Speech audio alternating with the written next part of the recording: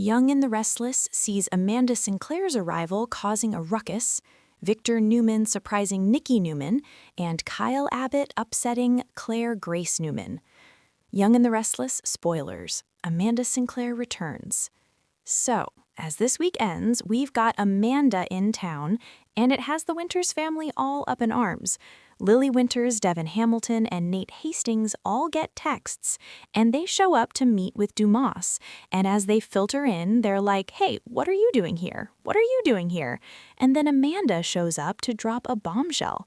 Devin initially thinks that his ex Amanda might be Dumas, and Amanda kind of makes a joke about it, but then makes clear no, she's absolutely not. Dumas is a guy, she's only his attorney, and he wanted Amanda to meet with all of these interested parties to answer some questions for them. Of course, they want to know if Dumas is a fake name. Well, duh, obviously it is. And Amanda says that he is absolutely the person that he claims to be, and he recruited Amanda. And she said she's been meeting him face to face, so she knows exactly who he is, and says he has no interest in taking over Winters, but he was a big fan of Neil Winters. Young and the Restless spoilers. Dumas wants Chancellor. Devin's asking about why Amanda's showing up, and she thinks Dumas thought seeing a friendly face, which, when it comes to Devin, her face is not so friendly, might kind of calm them down about his coming to town soon.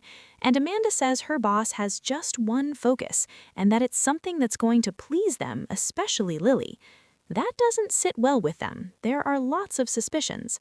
Amanda does say Dumas is interested in Chancellor because he doesn't like what Victor did to Billy Abbott, but Amanda also said she doesn't like what Billy did to Lily. So very interesting. It's giving us some hints. Amanda says that Dumas admires them, but none of them trusts this mystery man or Amanda who's now repping him, and she insists that time will reveal it all. So Devin is later wondering if Amanda is doing this to get revenge on him and send him some kind of message. They're grasping at straws because they just don't understand. And this turn of events has Nate thinking, yeah, maybe Damian Kane being a double agent is actually a good idea. Lily wants to expose Dumas and drag him out of the shadows.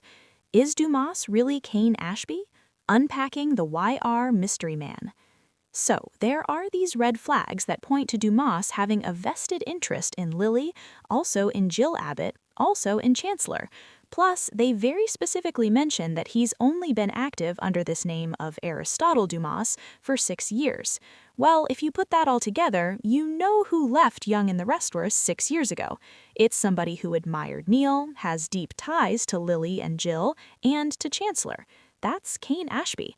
Of course, right now, Daniel Goddard, the actor who played Kane, is over at General Hospital on contract, and his run is set for a little while longer. So if Dumas is Kane, which the red flags are now pointing to, it's not going to be Daniel Goddard in the role. But of course, Billy Flynn is actually in a sweet spot, and he meets the requirements to play a recast Ashby. And if I recall correctly, we were told that Flynn was going to be playing a new character. But honestly, you can't trust CBS Daytime to give us the straight scoop on casting. In case you forgot, Kane was married to Lily, Jill's his stepmom through Colin, and she considers Kane her son. And of course, Kane is the father of Lily's twins, and he has a long and contentious history with Billy, and he's absolutely no fan of Victor's. He was close to Kay Chancellor, cares about her company, and always wanted Neil to like him. Phyllis and Amanda team up, plus Amanda reassures Abby on Y&R. Meanwhile, Amanda next week gets together with her pal Phyllis Summers and demands to know why she's trying to reach Amanda's boss, Dumas.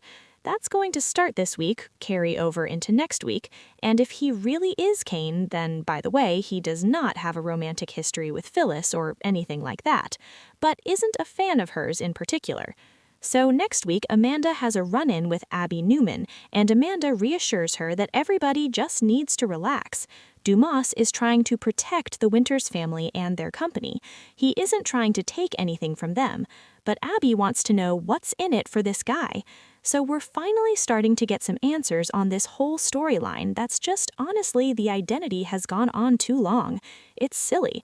Hopefully we'll get some resolution and some closure next week.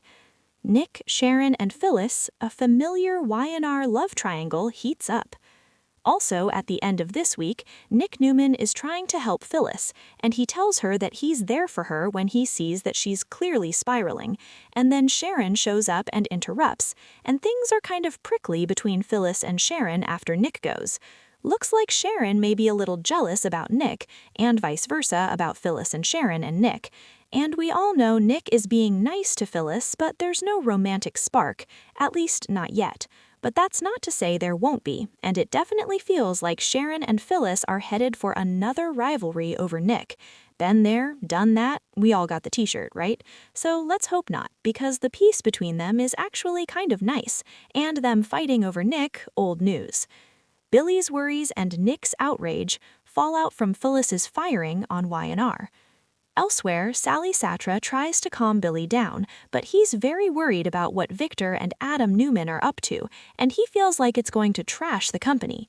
And Nick rants at Billy for firing Phyllis when she most needs a job and stability.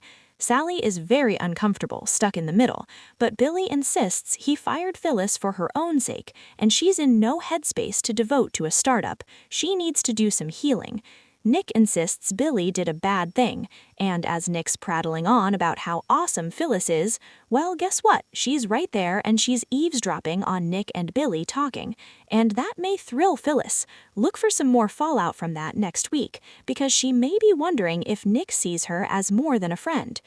Claire confronts Kyle about Audra, plus Nikki's birthday celebrations on Y&R. Also, next week, Claire isn't having it. She lays into Kyle. He talked about needing to get closer to Audra Charles to find out what she's up to and take her down, but Claire just flat out tells Kyle she doesn't like his plan to trap Audra. She doesn't want him lurking around that woman or anything. We'll see if he listens or if he persists. Meanwhile, it is almost time for Nikki's birthday at the beginning of June, and she is thankful as she and Victor start celebrating a little bit early. It sounds like he did something nice for her and has more things planned. And of course, Claire is planning a party for her.